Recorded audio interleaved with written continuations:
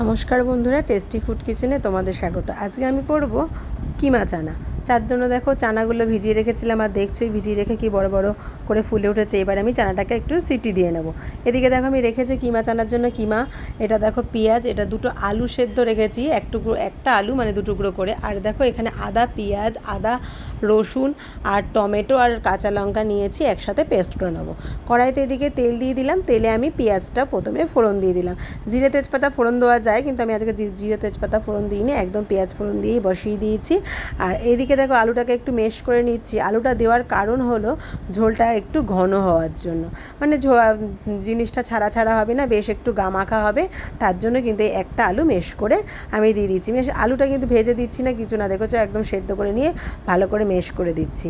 এবার পেঁয়াজটা যে হালকা ভাজা হয়েছে তার মধ্যে আলু মেশ করাটা দিয়ে দিলাম, বেশ ভালো করে এবার আলু মেশ করাটা পেঁয়াজের সাথে নাড়াচাড়া করে নিচ্ছি। নেওয়ার পরে আমি মাটনের কিমাটাকে দিয়ে দিলাম।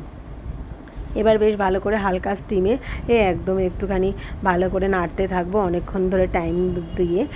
মাঝে একটুখানি আমি এর মধ্যে জল দিয়ে দেব, জল দিয়ে একটুখানি নাড়াচাড়া করব, যেহেতু মাটনের পিসগুলো মানে কিমাটা একটু সেদ্ধ হতে টাইম লাগবে, তো সেই জন্য কিন্তু একটু হালকা জল দিয়ে চাপা দিয়ে রেখে দিয়েছিলাম। এবার দেখো আমি এর মধ্যে দিয়ে দিলাম কাশ্মীরি লঙ্কার গুঁড়ো, পরিমাণ মতো একটু লবণ, যেহেতু লবণ সেদ্ধর সময় দিয়েছিলাম সেই জন্য 1 চামচ জিরের গুঁড়ো, 1 চামচ ধনের গুঁড়ো, পরিমাণ মতো হলুদ।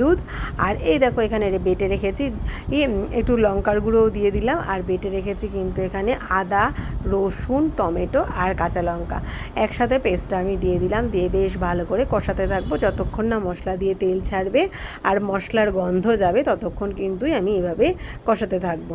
তো মশলাটা এইভাবে আমি কষাচ্ছি। দেখো বন্ধুরা, কষাতে কষাতে যখন মশলাটার থেকে এরকম তেল ছেড়ে গেছে, তখন আমি এর মধ্যে কিন্তু চানাগুলোকে দিয়ে দেবো। মানে একদম ঘরোয়া পদ্ধতিতে কীভাবে করছি বন্ধুরা, এইভাবে এই ঘরোয়া পদ্ধতিতে তোমরা করে খাবে, তাতে তোমাদের হেলথের পক্ষেও খুব স্বাস্থ্যকর।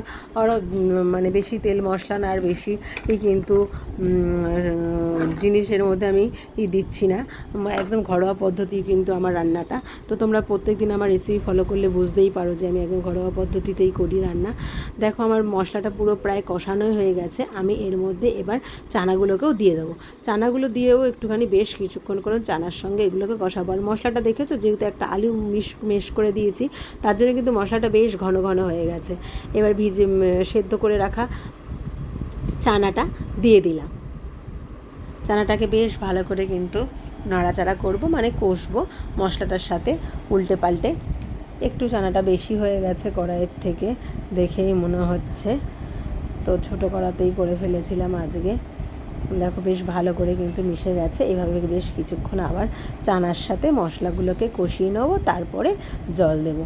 বন্ধুরা, আমার রেসিপিটা তোমাদের যদি ভালো লাগে অতি অবশ্যই একবার ট্রাই করো।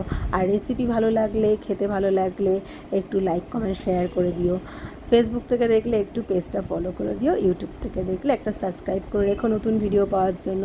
আর এই দেখো আমার চানা কিমা চানা কিন্তু একদম রেডি। আর এই দেখো আমি বাটিতে সার্ভ করেছি, দেখতেও কিন্তু জাস্ট দারুণ হয়েছে, আর খেতেও কিন্তু খুব খুব অসাম হয়েছে, মানে ঘরোয়া পদ্ধতিতে। আর আজকে আমি সকালের টিফিনেই করেছিলাম, জাস্ট কিন্তু দারুণ। থ্যাংক ইউ বন্ধুরা।